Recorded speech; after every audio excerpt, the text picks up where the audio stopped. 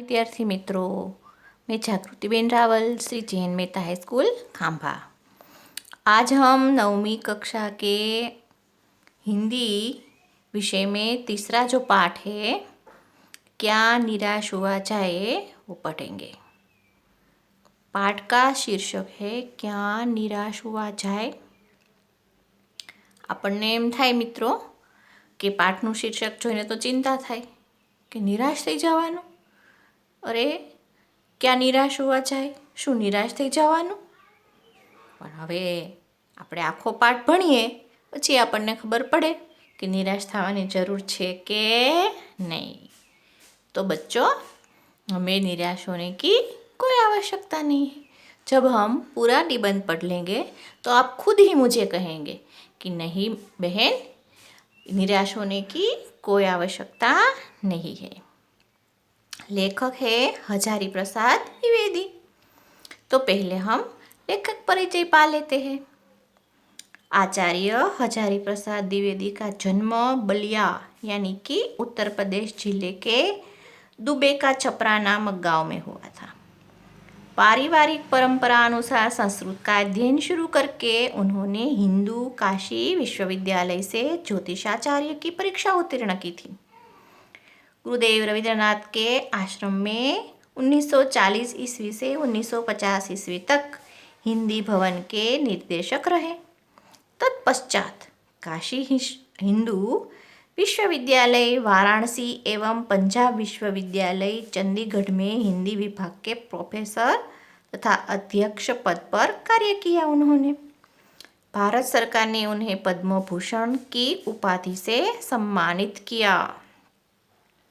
हिंदी साहित्य जगत में द्विवेदी जी का एक निबंधकार, उपन्यासकार, समालोचक तथा शोधकर्ता, इतिहासकार के रूप में वो प्रचलित है।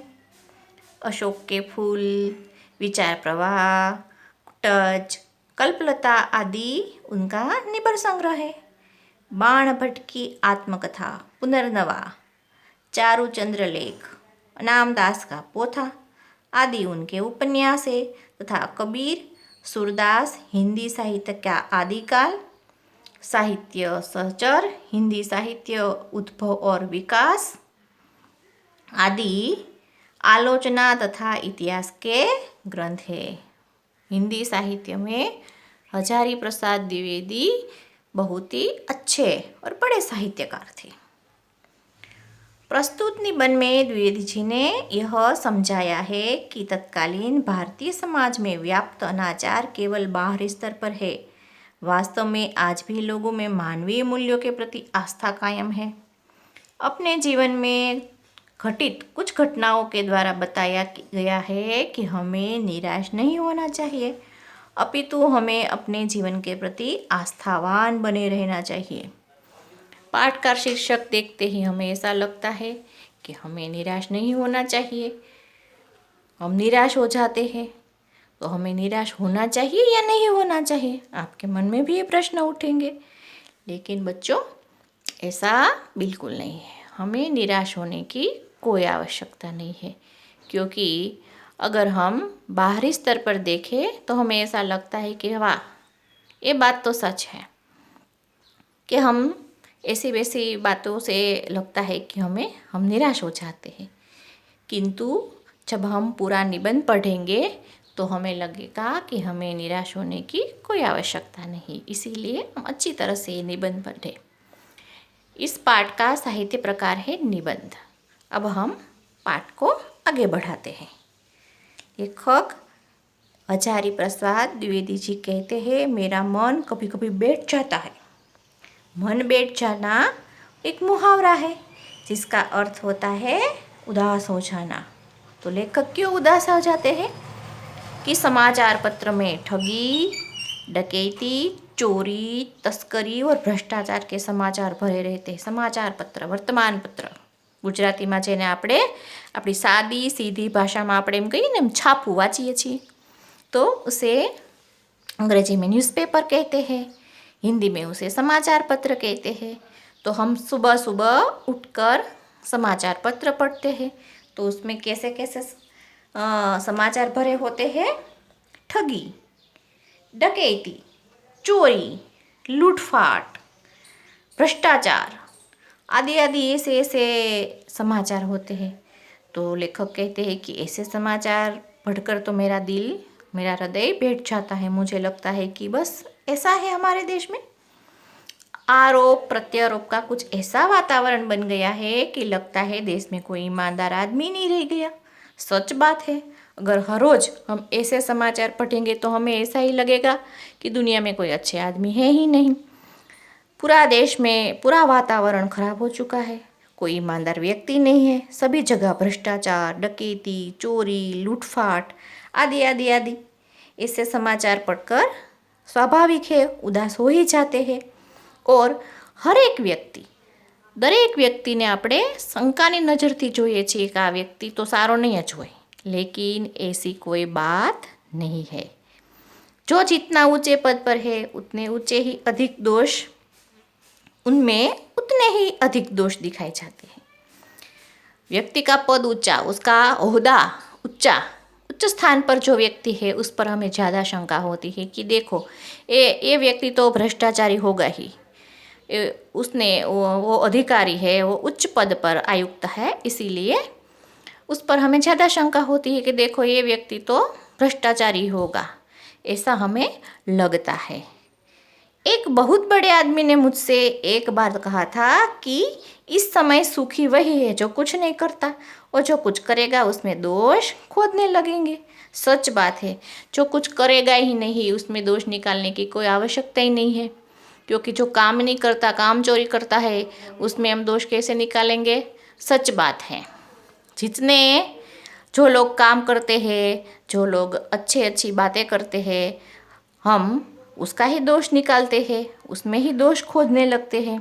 उनके सारे गुण भुला दिए जाएंगे और दोषों को बढ़ा चढ़ा कर दिखाया जाने लगेगा। सच बात है, जो लोग अच्छा काम करते हैं लोग उसी को दोषी मानते हैं, और जो कुछ नहीं करता वो बातें बड़ी बड़ी करता है लेकिन काम कुछ नहीं करता।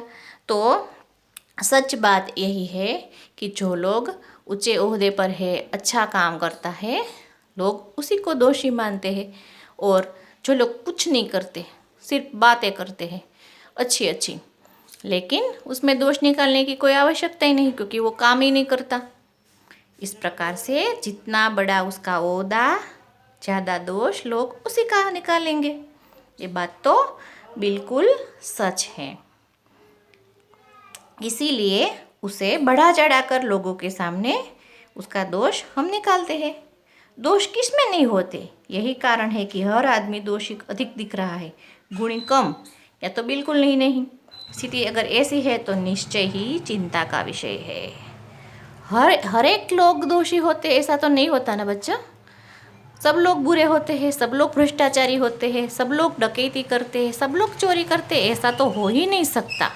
अगर इस देश में कोई अच्छा व्यक्ति नहीं होता तो इस देश रहेगा नहीं। हम जानते हैं हमारा भारत बड़ा महान देश है, सबसे अच्छी हमारी संस्कृति है, इसीलिए ये सब ऊपरी बातें होती हैं, सच में ऐसा कुछ नहीं होता। इसीलिए हमें निराश होने की कोई आवश्यकता नहीं है। अगर हमें ऐसा लगता है, क्या यही भारतवर्ष है जिसका सपना तिलक और गांधी ने देखा था? लोकमान्य तिलक हमारे महान राष्ट्रवादी नेता हो गए, महात्मा गांधी जी, जिसने हमें आज़ादी दिलवाई, अहिंसा का पाठ पढ़ाया। क्या उन्होंने ऐसे भारत का सपना देखा था कि लोग ऐसा ऐसा करें? रविंद्रनाथ ठाकुर और मदन मोहन मालवीय का महान संस्कृत सभ्य भारतवर्ष किसी अतीत के गह्वर में डूब गया है, क्या ऐसा है? मदन मोहन मालवीय महान व्यक्ति, रविंद्रनाथ ठाकुर हमारे राष्ट्रगीत जनगण मन के कविवर ठाकुर रविंद्रनाथ टैगोर जिन्हें गीतांजलि काव्य के लिए नोबेल प्राइज़ मिला था। ऐसे महान व्यक्तियों ने हमारे भारत देश का अच्छा स्वप्न देखा था। क्या वो सपना टूट जाएगा? क्या वो सपना खत्म हो जाएगा? क्या ऐसा हो सकता है कभी? कवि हमारे लेखक है आचार्य प्रसाद द्विवेदी जी, वो कहते हैं कि ऐसे महान व्यक्तियों ने महान भारत का स्वप्न देखा था। क्या वो सपना अतीत के गह्वर में डूब जाएगा? गह्वर यानी कि गुफा। हमारा ऐसा महान देश वो एक अतीत बनकर रह जाएगा? कभी नहीं, ऐसा तो हो ही नहीं सकता। हमारे देश में आर्य और द्रविड़, हिंदू और मुसलमान, यूरोपीय और भारतीय आदर्शों की मिलन भूमि महामानव समुद्र। क्या सूखी गया है महामानव समुद्र? हमारे देश में हिंदू, मुसलमान, आर्य, द्रविड़, यूरोपी सभी प्रजाओं उन्हें अच्छी तरह से सब उसमें रहे, हिल मिल के रहते। और आज भी हमारे देश में कई लोग जाति पाति के कोई भेदभाव नहीं है। हमारे देश में, हमारा जो देश है भारत है, वो बिन सांप्रदायिक राष्ट्र है। इसमें सभी धर्मों को, सभी जाति पाति के लोग को एक ही तरह से देखा जाता है। धर्म का कोई भेदभाव हमारे देश में नहीं होता। हमारे देश में सभी को अच्छी तरह से सबका अपना अपना ख्याल रखा जाता है। इसीलिए उसे महामिलन भूमि, महामानव समुद्र कहा है। सबकी मिलन भूमि, यहाँ सब रहते हैं, सभी जाति पाति के लोग, सभी धर्म के लोग यहाँ हिल मिल कर रहते हैं। इसीलिए ऐसा जो महामानव समुद्र है, क्या सूखी गया है? मेरा मन कहता है ऐसा तो नहीं हो सकता। लेखक द्विवेदी जी कहते हैं कि ऐसा कभी हो ही नहीं सकता। हमारे महान मनीषियों ने सपनों का भारत है और रहेगा। हमारे महान लोगों ने, पंडित मेधावी पुरुषों ने जो भारत का स्वप्न देखा है, वो पहले भी था, आज भी होगा और भविष्य में भी रहेगा। क्योंकि हमारी संस्कृति ही महान है, हमारे लोग महान है। वो कहीं ऐसा हो ही नहीं सकता कि ये सब सूख गया है, ये सब डूब गया है, ऐसा तो हो ही नहीं सकता। इसीलिए लेखक है वो आशावादी है कि ऐसा तो हो ही नहीं सकता। तो हम भी जानते हैं कि हमें निराश होने की कोई आवश्यकता नहीं है।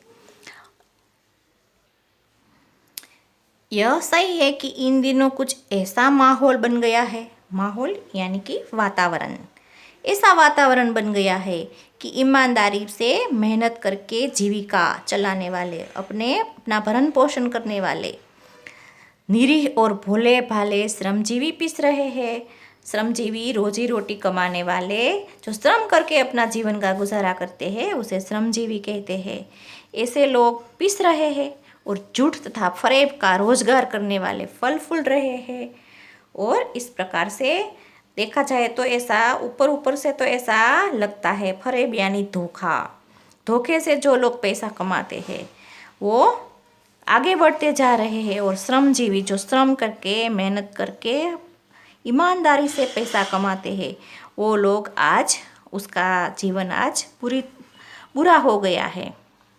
झूठ और फरेब का रोजगार करने वाले फल फूल रहे हैं, फलना फूलना वो आगे बढ़ रहे हैं। ईमानदारी को मूर्खता का पर्याय समझा जाने लगा है। कोई व्यक्ति अगर ईमानदारी से जीता है तो उसे सब लोग क्या कहते हैं? मूर्ख, वो तो मूर्ख है। मूर्ख, उसे मूर्ख का पर्याय समझा जाने लगता है। सच्चाई केवल भीरू और बेबस लोगों के हिस्से पड़ी है। सच्चाई से कौन जीता है?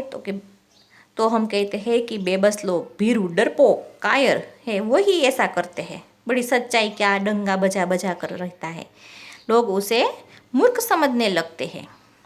ऐसी स्थिति में जीवन के महान मूल्यों के बारे में लोगों की आस्था हिलने लगी है। महान मूल्य, हमें ईमानदारी से जीना चाहिए, हमें सच का साथ देना चाहिए, इसे महान मूल्य कहते हैं।